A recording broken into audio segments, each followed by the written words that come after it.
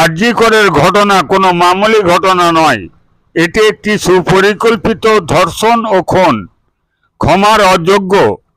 তাই তো শুধু পশ্চিমবাংলা নয়, গোটা দেশ আজ আন্দোলনে উত্তাল।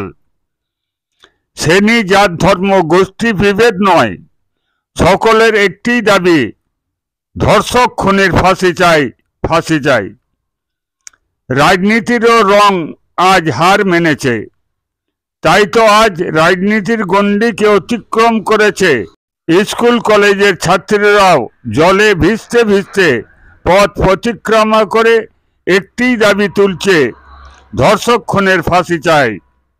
শুনুন মিছিলের স্লোগান।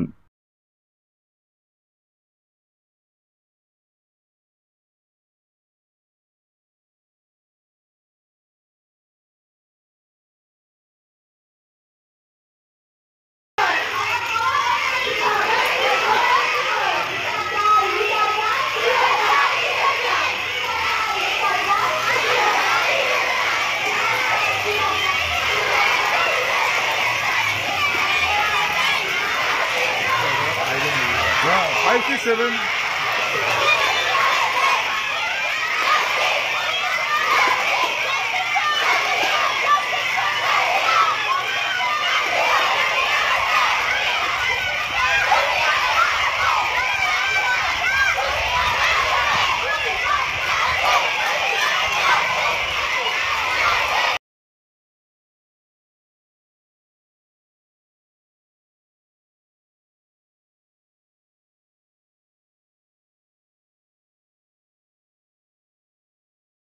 শুধুমাত্র এই মেয়েরাই নয়, মজুর থেকে ডাক্তার, প্রফেসর, উকিল, মাস্টার, সমাজসেবী কেউই নীরবে থাকতে পারেননি।